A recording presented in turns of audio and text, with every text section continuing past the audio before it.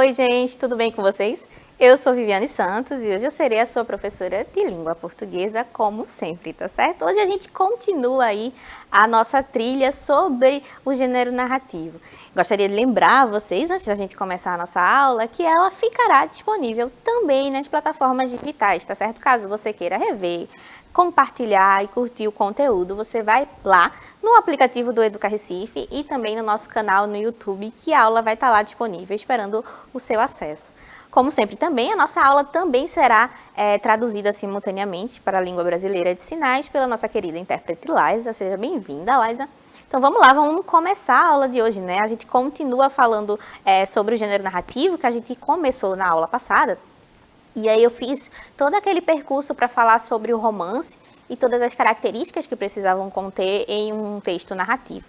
Então a gente continua, né?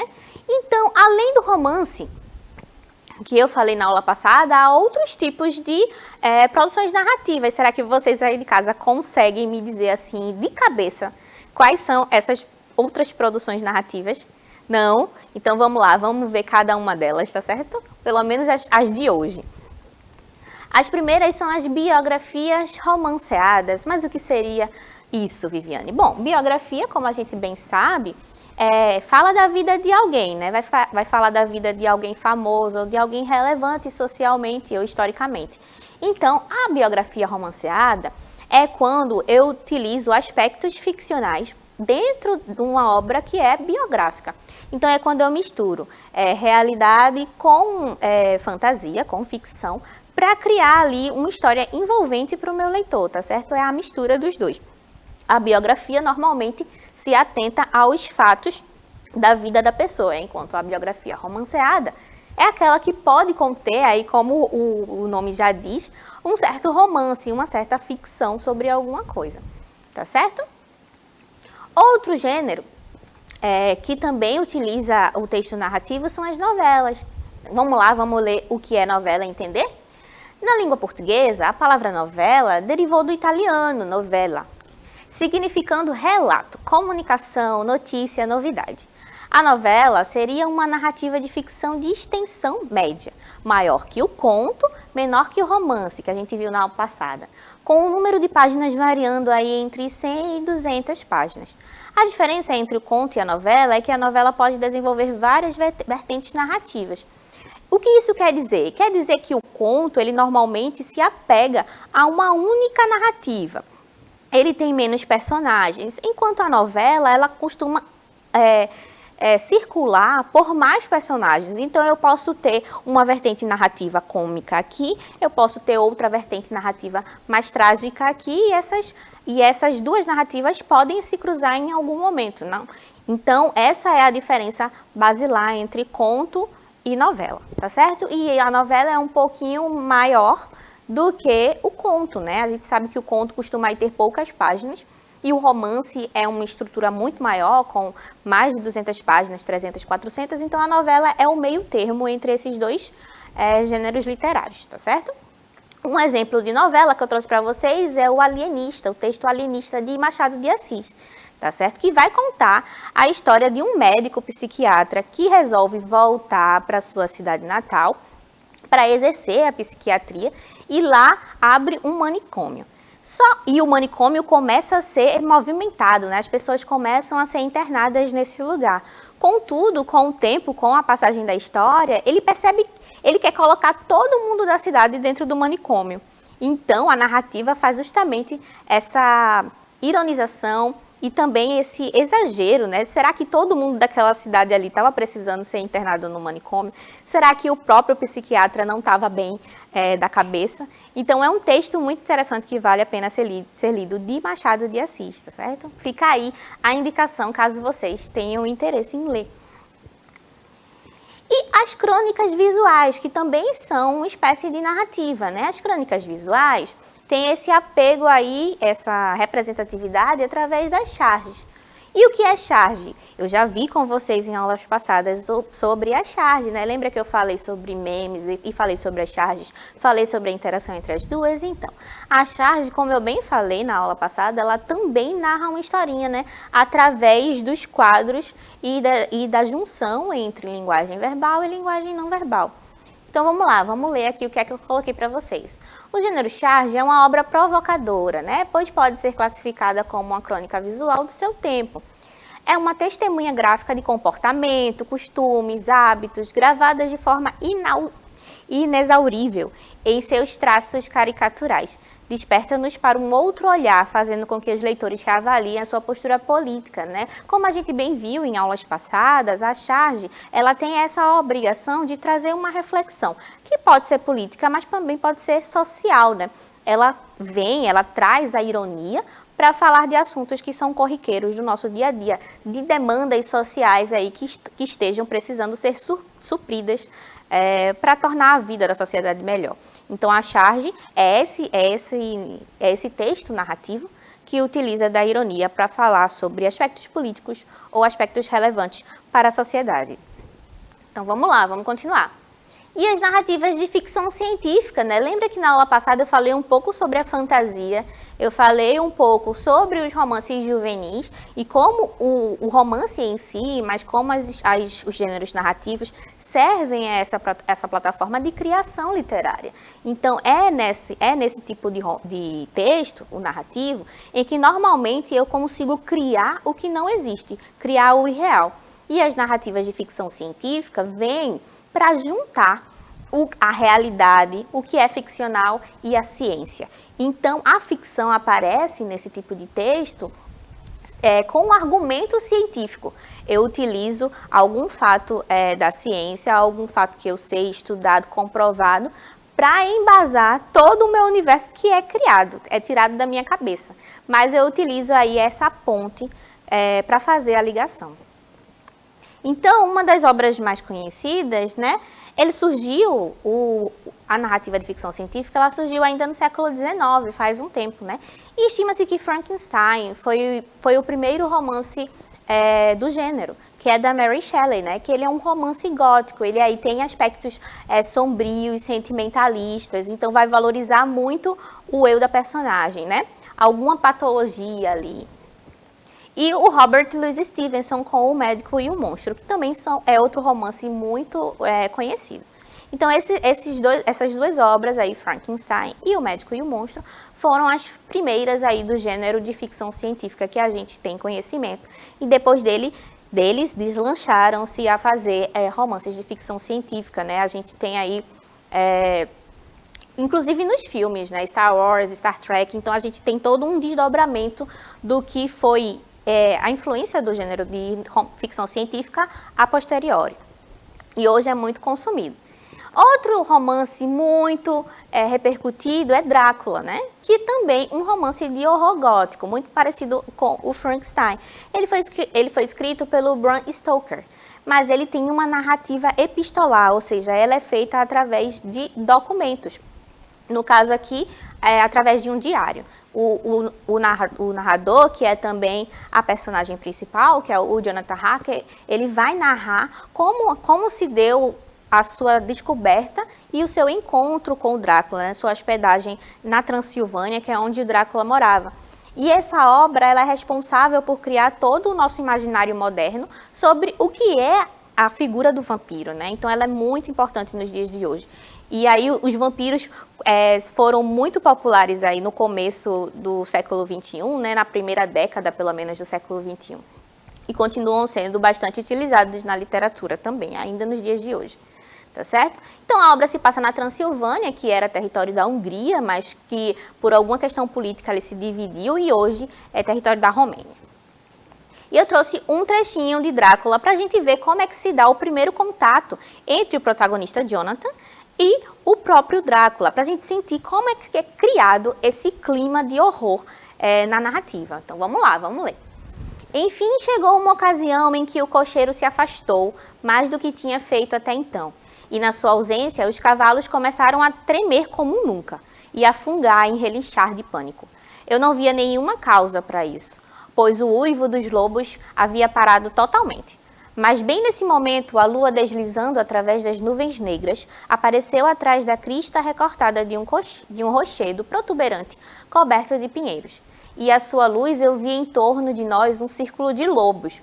com presas brancas e línguas vermelhas pendentes, com membros longos e robustos e pelo desgrenhado. Eles eram 100 vezes mais temidos no silêncio soturno que os envolvia do que quando uivavam. Da minha parte, senti uma espécie de paralisia, causada pelo medo. É somente quando um homem se encontra frente a frente com tais horrores que ele consegue entender seu verdadeiro significado. De repente, todos os lobos começaram a uivar, como se o luar tivesse algum efeito peculiar sobre eles. Os cavalos pinoteavam e se empinavam, e olhavam ao redor desesperados, revirando os olhos de uma maneira dolorosa de se ver. Mas o círculo de terror vivo cercava-os de todos os lados, e eles não tinham alternativa senão permanecer dentro dele. Chamei o cocheiro para que viesse, pois me pareceu que a nossa única chance era tentar romper o círculo. E para ajudá-lo a aproximar-se, eu gritei e bati na lateral da caleche, esperando que o barulho afugentasse os lobos daquele lado, a fim de lhe dar uma chance de alcançar a carruagem. Como ele chegou até ali, eu não sei, mas ouvi sua voz erguida num tom de comando imperioso, e ao olhar na direção do som, eu o vi de pé na estrada. Então a gente percebe com essa narrativa todo o aspecto de tensão e de mistério criado aí na persona do Drácula, que era um ser que ninguém conhecia e ninguém entendia na vila. Então, o luar dava esse ar de mistério, a noite, o escuro, que a gente não consegue distinguir o que aparece e o que vem. A gente também tem a reação dos lobos e dos animais, do cavalo. Então, são criaturas sensitivas aí, que sentem a presença do Drácula e podem denunciar que ele não se tratava de uma personalidade gentil. Então, tudo isso reverbera a ideia do Jonathan de que essa figura seria uma figura má, uma figura perversa. E essa áurea é criada no romance dessa forma. Então, é assim que se caracteriza o romance gótico, tá certo? Mas a gente percebe também que é um romance muito fácil de ler. Um romance aí bem antigo, mas que a gente consegue fazer a leitura sem muita dificuldade, né? Espero que vocês tenham gostado e também se interessem em ler Drácula, porque é muito bom também. E as relações do Drácula, do vampiro com o lobo, né? A gente não consegue perceber aí uma relação com os morcegos, que normalmente são associados aos vampiros, mas a gente consegue perceber os lobos, né? E em obras mais recentes, vídeo Crepúsculo, vale a citação, a gente percebe essa interação entre lobos e vampiros também. Então vamos lá, o que é que a gente consegue perceber de inferência através desse trecho? Que é que o Drácula é uma criatura fantasiosa, né, que habita a mente do protagonista. Ele existe, ele aparece, mas ele constrói aí todo esse imaginário, e aí eu ressalto que a gente só tem a versão do Jonathan contando a história, a gente não tem a versão do Drácula, então a gente segue completamente influenciado por esse narrador. Ele é uma criatura de hábitos estranhos, né? Afinal, quem é que sai para passear na floresta no meio da madrugada e é rodeado de lobos? Não é? Então, ele é uma criatura aí exótica, vamos pensar assim. O texto ele é repreendido de suspense do começo ao fim, então as coisas elas não são tão explicadas quanto deveriam e muita coisa fica à mercê das inferências de quem está lendo o romance. O ponto de vista é apenas de uma personagem, então é muito difícil entender o que é que estava passando na cabeça do cocheiro, o que é que estava se passando na cabeça do próprio Drácula, dos moradores da cidade da Pensilvânia. Então a gente tem apenas uma única narração, tá certo? Que aparece, que é muito comum no conto também, que a gente tem aí um único ponto de vista. E é possível, fica aí o questionamento, questionar o narrador, será que o Jonathan estava tendo uma visão correta do que seria a figura do Drácula? Será que ele exagerou em algum momento? Ele faz uma interpretação errônea, exagerada? Fica aí a sua provocação para que você leia e tire as suas próprias conclusões, tá certo? A narrativa de suspense, né, que é muito o que acontece aqui também. O gênero de suspense tem sua origem atrelada aos textos jornalísticos, olha só, e publicações inglesas lá no século XIX, que abordam tragédias e crimes não solucionados, né? Bem familiar essa estrutura nos dias de hoje. Os norte-americanos, contudo, pegaram essa técnica, aprimoraram, e foi aí que surgiu a figura dos romances policiais, né? Que tem como o seu precursor, um dos seus precursores, o Edgar Allan Poe, que era um escritor norte-americano que influenciou muitíssimo o surgimento do romance policial, né? A gente tem lá na Inglaterra também o Arthur Conan Doyle e a Agatha Christie, que são aí muito conhecidos no mundo todo, que vendem milhares de livros, milhões de livros. Mas a gente tem nos Estados Unidos o Edgar Allan Poe, que foi quem primeiro ali adaptou essas notícias e reportagens para um gênero literário. Opa, vou fazer um mistério com isso aqui. E é assim que surge a figura do detetive tão difundida e tão estudada e adorada até os dias de hoje, tá certo? Que mais? O romance romântico, né? Que muita gente acredita que seja aí um romance ligado, que exemplifica o amor, que é sempre uma história de amor feliz ou triste.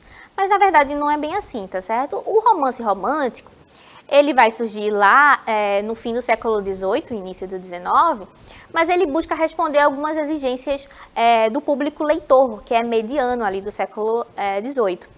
Então, as suas influências, elas são basicamente burguesas e urbanas, tá certo? E ela vai falar sobre a individualidade de cada um, as suas angústias pessoais. E é uma tentativa de recuperar a figura do cavaleiro medieval. Então, de certa forma, dialoga com as novelas de cavalaria, que eu já tinha falado também na aula passada, que é esse herói que ajuda todo mundo na sociedade, que salva a donzela em perigo. Então, o romantismo, o romance romântico, vai fazer essa ponte de adaptação do gênero. Ele vai pegar a novela de cavalaria, estender e colocar aspectos mais subjetivos, aspectos psicológicos do homem individualizado, tá certo? E transforma esse cavaleiro num herói também para a sociedade, assim como era nas novelas de cavalaria. Outro elemento, e aí a gente sai, vamos respirar um pouquinho, a gente sai um pouco dos tipos de narrativa que existem, e para falar de um elemento que é importante na narrativa, que é o plot twist, que pode acontecer e pode não acontecer, tá certo? Ele não é obrigatório. Mas o plot twist é uma ideia que acontece em determinado momento na narrativa em que vai alterar toda a ordem do meu texto. É um acontecimento inusitado, que o público não estava esperando e que vem aí para mudar todo o enredo. Então eu trouxe aqui uma charge que vai falar um pouquinho sobre o plot twist. Que lá sobre as histórias de Arthur, né? Arthur e Merlin. Então alguém diz assim: aquele que conseguir tirar a espada de pedra se tornará rei. Como a gente bem sabe, Arthur tira a Excalibur da pedra e aí se torna rei. E aí alguém tenta puxar a espada com um mecanismo e consegue tirar e grita: sou rei. Então Merlin fala para Arthur assim: Arthur, eu falei para a gente sair mais cedo, né? Mas você não me ouviu. Agora vamos ver aquele outro concurso de levantar martelo que o Thor falou. Então aqui acontece um elemento inesperado. Ora, Arthur era para ser o rei de Camelot, mas ele não consegue levantar a espada. Ou melhor, ele não chega cedo para fazer isso. Então, acaba que outro o substitui. E aí ele vai ter que correr atrás de outro concurso, um outro lugar para se encaixar. Então, o plot twist é essa reviravolta inusitada que acontece para quebrar a narrativa, quebrar o percurso normal, tá certo, da narrativa. Vários recursos são importantes na escrita de um texto narrativo, né? Como eu vinha falando já nas outras aulas, eu falei sobre personagem, falei sobre narrador.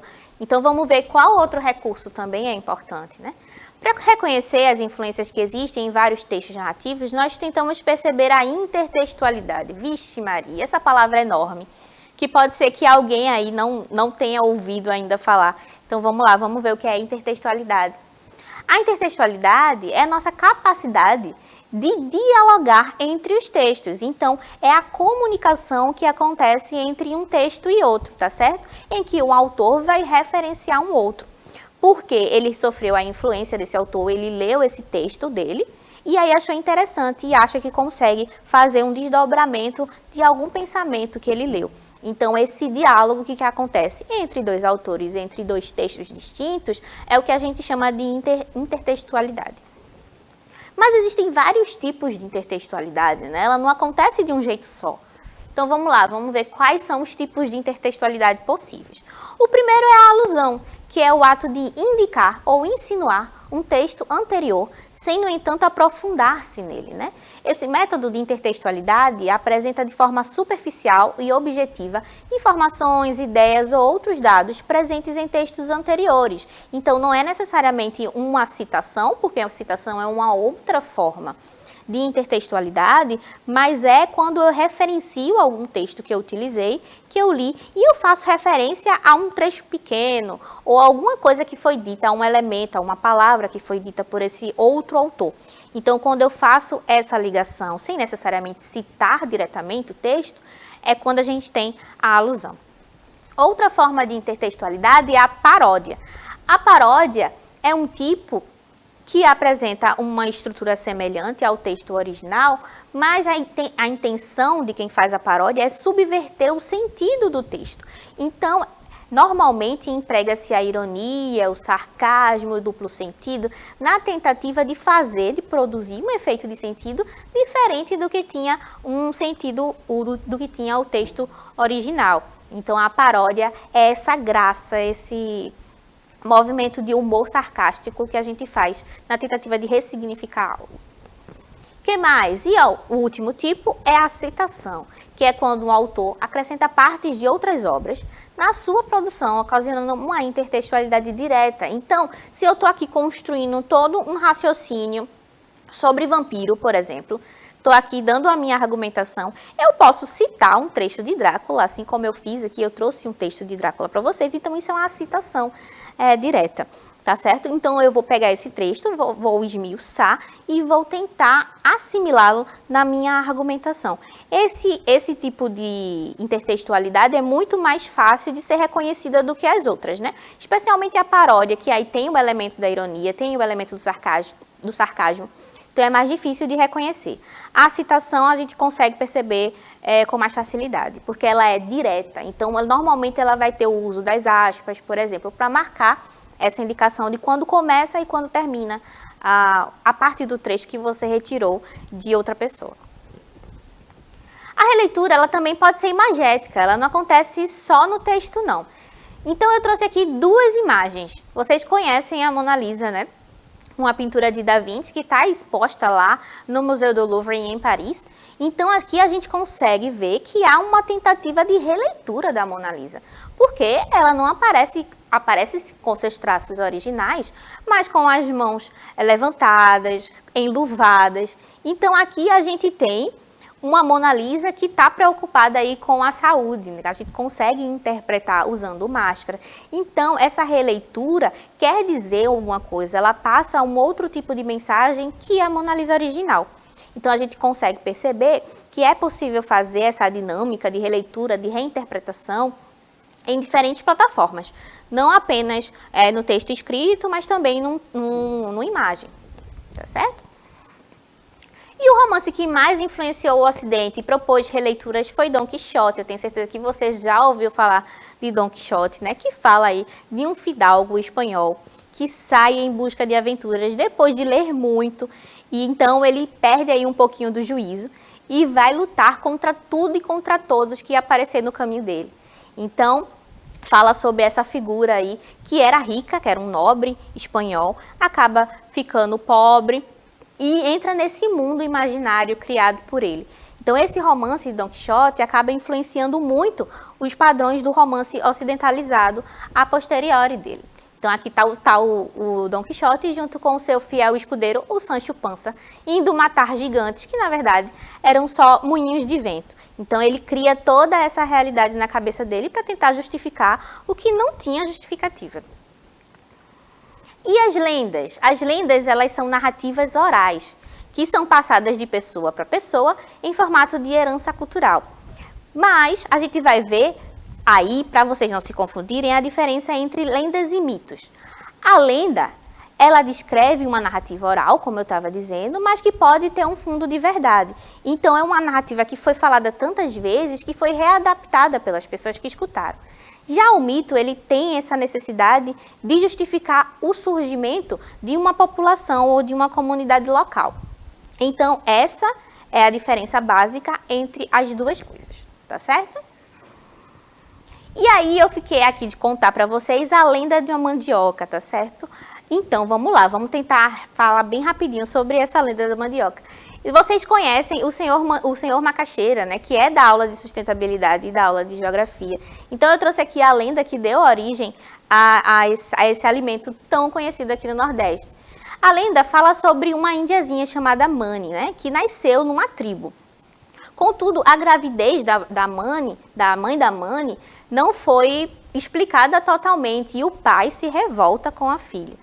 Então, certo dia, esse pai, que era também o pajé da tribo, acaba recebendo um sonho premonitório, dizendo que a sua filha lhe contava a verdade. Então, ele aceita a gravidez da indiazinha, tá certo?